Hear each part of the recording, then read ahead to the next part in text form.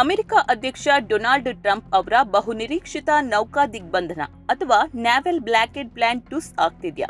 ಹೌದು, ಪರಿಸ್ಥಿತಿ ನೋಡಿದ್ರೆ ಹಾಗೆ ಅನ್ನಿಸ್ತಾ ಇದೆ. ಇವೆಲ್ಲ ವರ್ಕೌಟ್ ಆಗಲ್ಲ ಅಂತ ಗೊತ್ತಿದ್ದೇ ಟ್ರಂಪ್ ಈಗ ಮತ್ತೆ ಸಂಧಾನದ ಮಾತುಗಳನ್ನ ಆಡ್ತಿದ್ದಾರೆ. ಇದಕ್ಕೆ ಕಾರಣವೇನು? ಬನ್ನಿ ನೋಡೋಣ.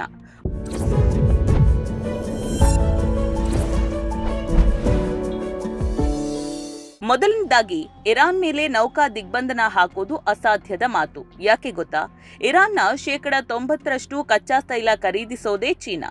ಈಗಾಗಲೇ 96 ನೌಕೆಗಳಲ್ಲಿ ಬರೋಬ್ಬರಿ 158 ಮಿಲಿಯನ್ ಬ್ಯಾರೆಲ್ ಕಚ್ಚಾ ತೈಲ ಚೀನಾ ಕಡೆಗೆ ಹೊರಟಾಗಿದೆ.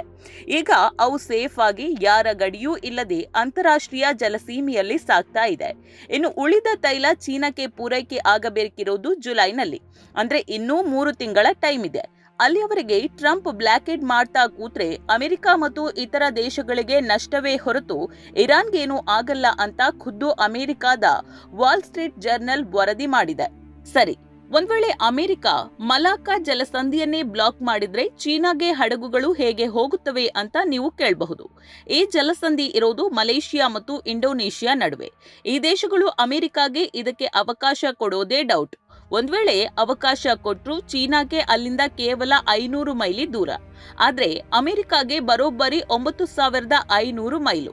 ಅಷ್ಟು ದೂರದಿಂದ ಬಂದು ಅಮೆರಿಕ ಚೀನಾ ಜೊತೆ ಸೆಣಸಾಡೋಕೆ ಸಾಧ್ಯನಾ? ಏನು ಹಾರ್ಮುಜ್ ಜಲಸಂಧಿಯಲ್ಲೇ ವಾರಗಟ್ಟಲೆ ಬ್ಲಾಕೆಡ್ ಮಾಡಿದ್ರೆ ಇರಾನ್ ಸುಮ್ಮನೆ ನೋಡುತ್ತಾ ಕೂರುತ್ತಾ? ಖಂಡಿತ ಇಲ್ಲ. ತಮ್ಮ ಮೂಗಿನ ನೇರದಲ್ಲೇ ಬಂದು ಕಾದು ಕುಳಿತಿರುವ ಅಮೆರಿಕ ಪಡೆಗಳ ಮೇಲೆ ಇರಾನ್ ತನ್ನ ಕ್ಷಿಪಣಿ ಹಾಗೂ ಡ್ರೋನ್ ದಾಳಿ ಮಾಡಿದ್ರೆ ಕಥೆ ಏನು? ಈ ರಿಸ್ಕ್ ಅಮೆರಿಕಾಗೆ ಚೆನ್ನಾಗೇ ಗೊತ್ತಿದೆ.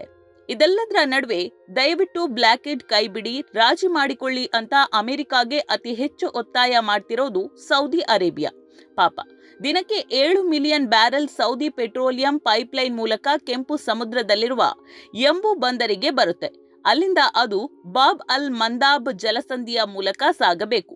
ಈ ಜಲಸಂಧಿ ಪಕ್ಕದಲ್ಲೇ ಇರೋದು ಯೆಮನ್. ಅಲ್ಲಿರೋದು ಇರಾನ್ನ ಪ್ರಾಕ್ಸಿಗಳಾದ ಹೌತಿ ಬಂಡುಕೋರರು. ಇವರು ಯಾವ ಕ್ಷಣದಲ್ಲಿ ಬೇಕಾದ್ರೂ ಈ ಜಲಸಂಧಿಯನ್ನ ಬಂದ್ ಮಾಡಿದ್ರೆ ಸೌದಿ ಆರ್ಥಿಕತೆಯ ಗತಿ ಹರವೋಹರ. ಅದಕ್ಕೆ ಸೌದಿ ಸಂಧಾನಕ್ಕೆ ದುಂಬಾಲು ಬಿದ್ದಿದೆ. ಅಂತೂ ಟ್ರಂಪ್ಗೆ ಈಗ ಸಂಧಾನ ಬಿಟ್ರೆ ಬೇರೆ ಆಪ್ಷನ್ನೇ ಇಲ್ಲ. ಆಡೋಕೆ ಬೇರೆ ಕಾರ್ಡ್ ಕೂಡ ಇಲ್ಲ.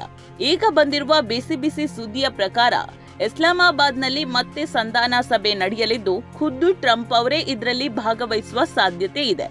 ಈ ಸಭೆ ಯಶಸ್ವಿಯಾಗಿ ಶಾಂತಿ ಒಪ್ಪಂದಕ್ಕೆ ಸಹಿ ಬಿದ್ರೆ ನಾನು 8 ಯುದ್ಧ ನಿಲ್ಲಿಸಿದ್ದೆ ಅಂತ ಬಡಾಯಿ ಕೊಚ್ಚಿಕೊಳ್ತಿದ್ದ ಟ್ರಂಪ್ಗೆ ಇದನ್ನ 9 ಅಂತ ಹೇಳಿಕೊಳ್ಳೋಕೆ ಇನ್ನೊಂದು ಅವಕಾಶ ಸಿಗುತ್ತೆ ಅಷ್ಟೇ.